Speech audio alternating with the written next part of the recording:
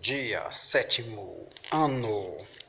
Hoje vamos estudar o período pré-colonial do Brasil, que começa aí na página 102, tá bom? Então eu vou explicar direitinho o que é esse período pré-colonial, tá bom? A gente vai compreender e vai entender que tanto Portugal como Espanha tiveram seu período pré-colonial aqui na América, certo? Por exemplo, Portugal é o nosso caso aqui do Brasil, né? Portugal ele foi o primeiro país a se lançar rumo às grandes navegações. Deixa eu mostrar o mapa para vocês aqui, fica melhor para a gente ver. Ó. Vou colocar esse mapa aqui para a gente visualizar. Olha só, deixa eu afastar um pouco aqui o nosso slide. E vamos lá, né? Veja bem, o nosso mundo ele é composto por continentes, e nesses continentes aí, claro que tem países. Mas o primeiro país a se lançar ao mar foi Portugal, fica bem aqui, ó, bem pequenininho, menor do que Pernambuco. Né? Portugal ele queria chegar até as Índias. Uma das questões que eu coloquei na atividade foi essa, que são especiarias, né? Que é que eles iam fazer nas Índias, enfim. Então, Portugal queria chegar até aqui. Isso em 1480, 1490. Só que em 1500 ele chega aqui no Brasil, ó, tá? Aqui, chegando no Brasil, ele começa a perceber que é melhor ele fazer uma parada aqui para depois prosseguir. Faz outra parada aqui, no Cabo das Tormentas, depois prossegue até as Índias. As Índias é o continente asiático, viu, gente? Índias é a Ásia hoje, tá? Aqui a África, ó, tinha que dar um contorno da África danado, ó. Contornar a África para chegar até a Ásia. Aí, cada lugarzinho que Portugal chegava, ele criava uma chamada feitoria, né? O que é feitoria? Eu coloquei na atividade também a questão da feitoria, né?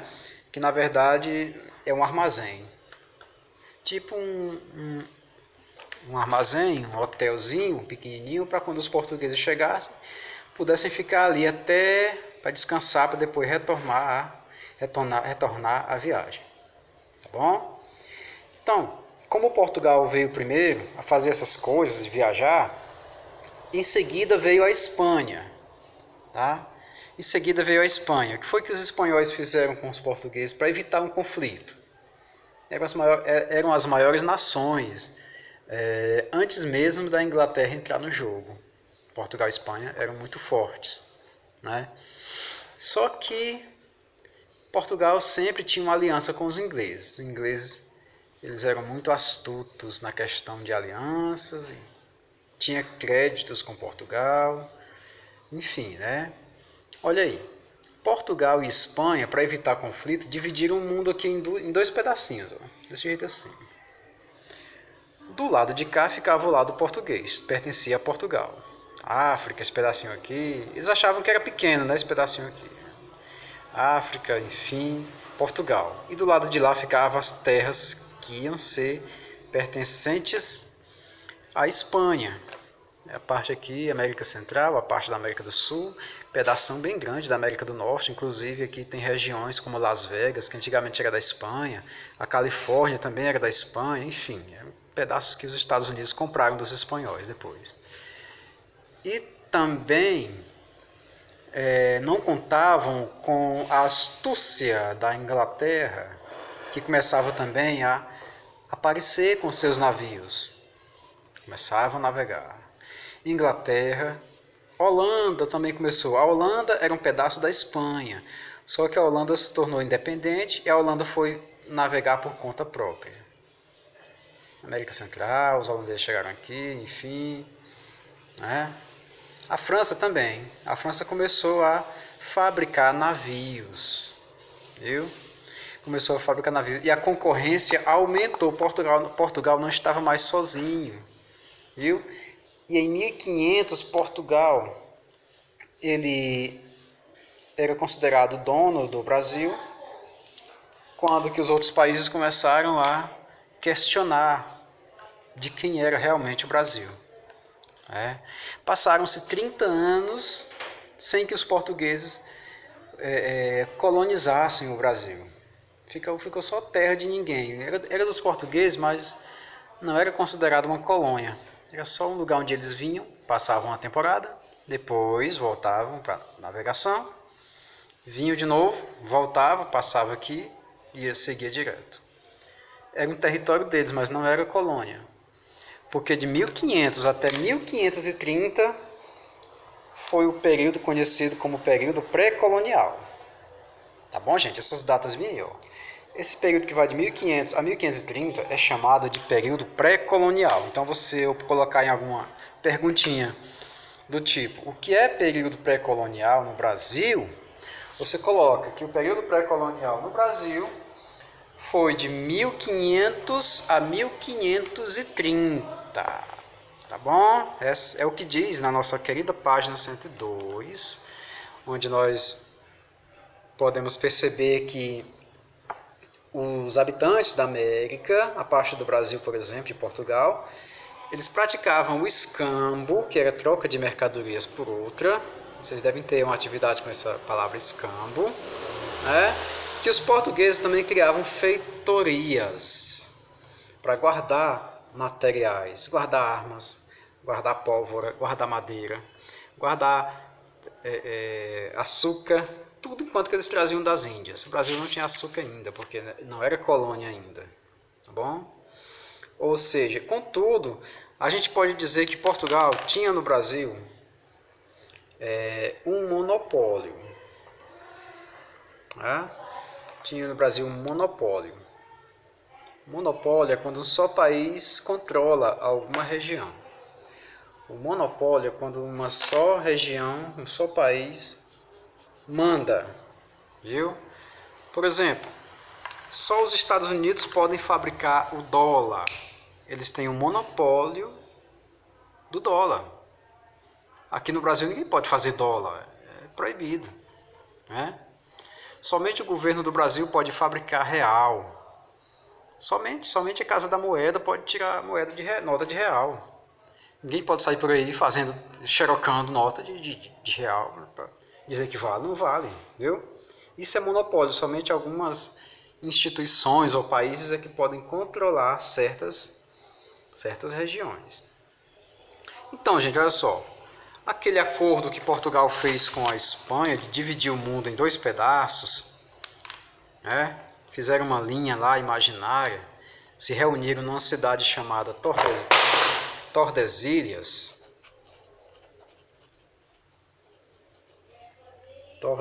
na Espanha, e fizeram um documento.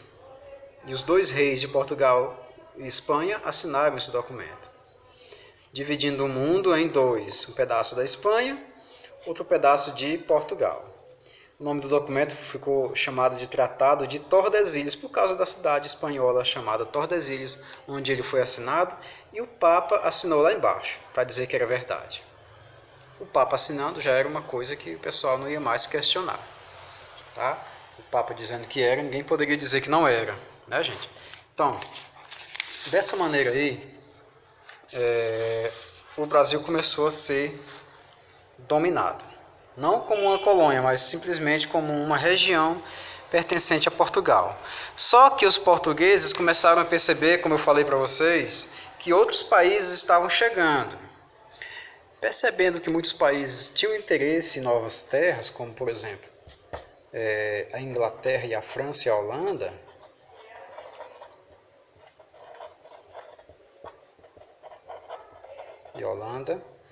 o que acontece?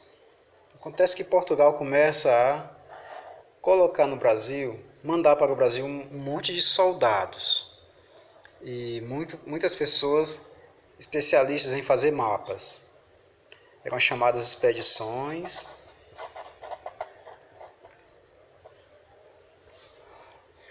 exploradoras. Expedições exploradoras. Né? Então, qual o motivo dessas expedições exploradoras? Conhecer o território nacional, conhecer o Brasil. Tá? Conhecer o Brasil, fazer mapas. Certo? Procurar metais preciosos. Tudo isso era função das expedições exploradoras, né? Tinha alguns comandantes como Gaspar de Lemos. Tá tudo na página de vocês, na 103. Américo Vespúcio, o italiano. Américo Vespúcio e Gonçalo Coelho.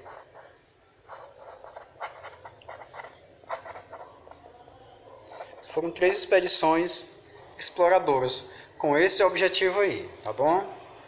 Então, por que Portugal começou a fazer isso? Porque ele já estava pensando em colonizar o Brasil. Viu?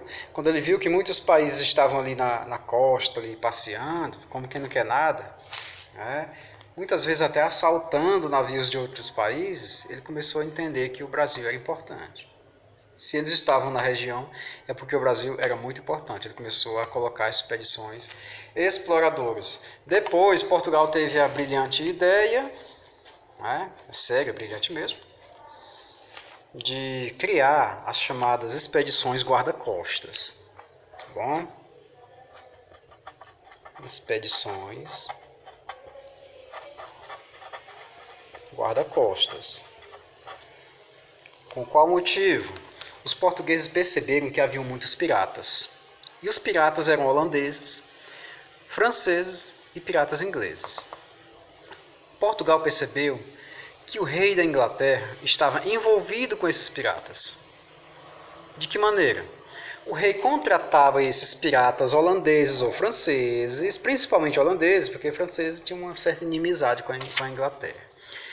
O rei contratava esses piratas para que esses piratas pudessem roubar navios de outros países e levar esse roubo para a Inglaterra e, chegando lá, dividir com o rei. Certo? O nome desses piratas financiados pelo rei eram chamados de corsários. Corsários. E tinha muitos corsários, muitos mesmo. Esses corsários atuavam no Caribe, na América do Sul e na América do Norte. E o Caribe é na América Central. O Caribe é América Central, tá bom? Os piratas também que viviam por conta própria eram chamados só de piratas mesmo. Tá bom? Então, era necessário que Portugal criasse expedições guarda-costas, digamos, para livrar o Brasil desses piratas. Livrar o Brasil. O nome já está dizendo, guarda, não tem nem dificuldade. O nome já está dizendo, expedição, guarda-costas. Tá bom? Aí na página 103 tem o nome dos comandantes aí, Cristóvão Jacques, né? E que essas expedições elas não foram muito benéficas, porque Portugal estava gastando e não estava dando conta de tanta pirataria, de tanto roubo, de tanta maldade com relação às suas posses no Brasil. Então, o que é que Portugal resolveu? Passados 30 anos, os países aqui desenvolvendo cada vez mais, só para relembrar vocês aqui rapidão, o primeiro país foi Portugal, a se desenvolver economicamente e se lançar ao mar. Depois veio a Espanha, fizeram um tratado de Tordesilhas. Depois veio a Inglaterra, a Holanda e a França. São os primeiros países a fazer confusão em alto mar por causa de lugares como América, Ásia e África. Tá bom? Em 1530, porém, Portugal resolve colonizar o Brasil. O Brasil deixa de ser pré-colônia e passa a ser uma colônia de Portugal em 1530. Bom, a partir desse momento, Portugal resolve governar o Brasil. Governar o Brasil. De que maneira ele faz isso?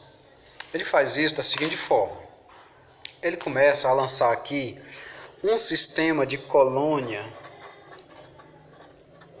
de exploração. Tá bom? Isso aqui é um sistema de colônia.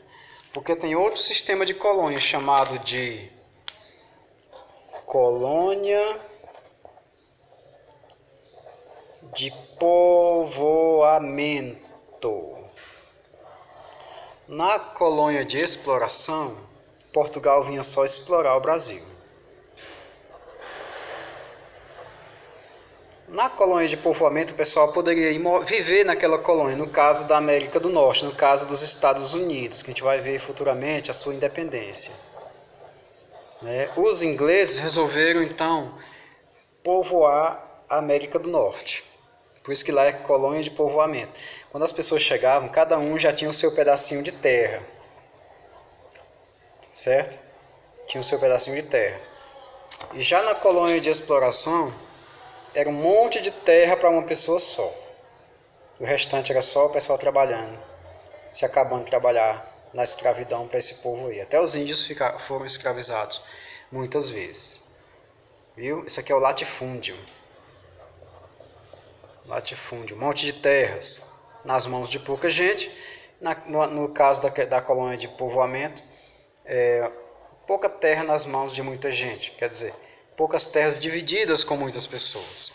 Essa aqui era dono dessa, essa aqui era dono daquela dali, enfim. Bom, isso é uma das diferenças básicas entre as duas colônias. Na próxima aula a gente vai ver as capitanias hereditárias no Brasil. Como é que Portugal começa a governar o Brasil? De que maneira? Como se deu essa exploração? A gente vai ver na próxima aula isso aí. Então se cuidem, fiquem em casa, tenham um ótimo dia, que Deus abençoe a todos. Tchau.